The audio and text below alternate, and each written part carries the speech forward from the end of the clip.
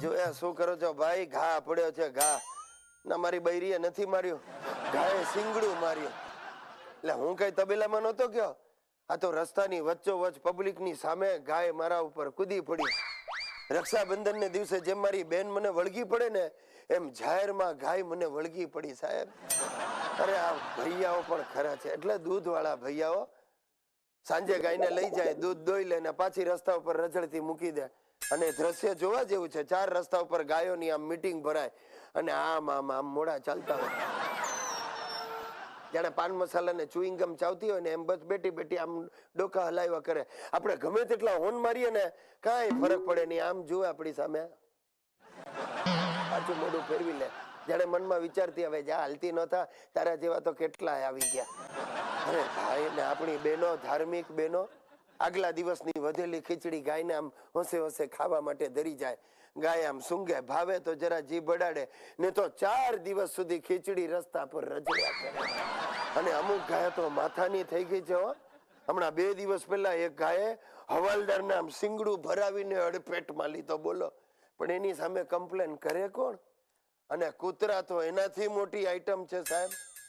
ઓહો હો હો, આપણે આમ સ્કૂટર પર જતા હોય ને એટલે જેના એના બાપનો રસ્તો એમ આપણી સામે આમ ગુરક્યા કાઢે.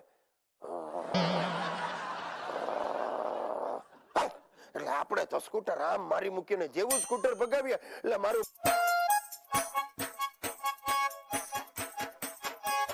મિત્રો ભારતવાસીઓ અચાનક જાગૃત થઈ ગયા છે. વાતે વાતે આંદોલન શરૂ કરી દે છે.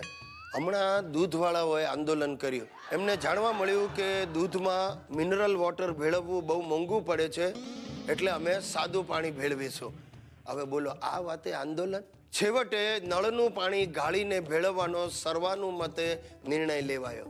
વળી હમણાં થોડા દિવસ પહેલા અમારા હિતિયાની સ્કૂલમાં આંદોલન શરૂ થયું. વિદ્યાર્થીઓએ કહી દીધું કે અમને 35% ને બદલે 15%માં પાસ કરો ને તો અમે આંદોલન કરીશું. 15 વિદ્યાર્થીઓએ માથા મુંડાવીને ટકા કરાવી નાખ્યા અને નામ આપ્યું ટકા માટે ટકાઓ દ્વારા ટકા આંદોલન. આ મોંઘવારી દિવસે ને દિવસે વધતી જાય છે. એટલે અમારે એક ઊંટ વૈદ્ય દર્દીઓ પાસેથી રોકડા લેવાને બદલે ઘઉં, ચોખા અને ઘી લેવાનું નક્કી કર્યું.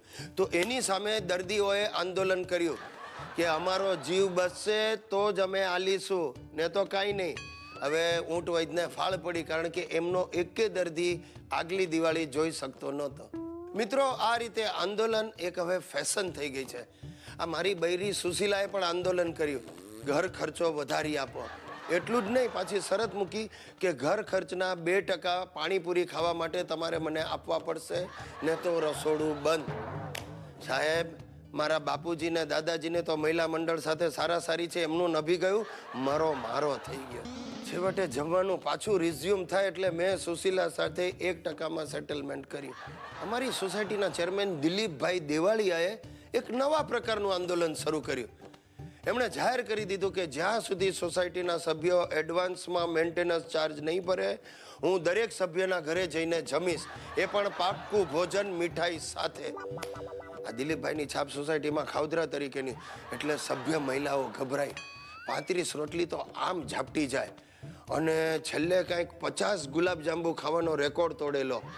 અને દંતકથા તો એવી પણ છે કે આ દિલીપભાઈના ખાવધરા સ્વભાવને લીધે જ એમના ફાધરે દેવાળું કાઢ્યું અને એમની અટક દેવાળિયા પડી.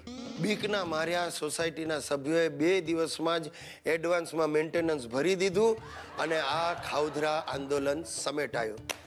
દર્શક મિત્રો, ખોટું છે. આ રીતે ગમે તે વાત પર આંદોલન કરવું એ ખોટું છે. અરે ઘરના બૈરાઓ હઠાગ્રહને સત્યાગ્રહ તરીકે ખપાવીને આંદોલન કરે, એ કેમ ચલાવી લેવાય? અને એટલે જ હવે હું આની સામે આંદોલન શરૂ કરવાનો છું.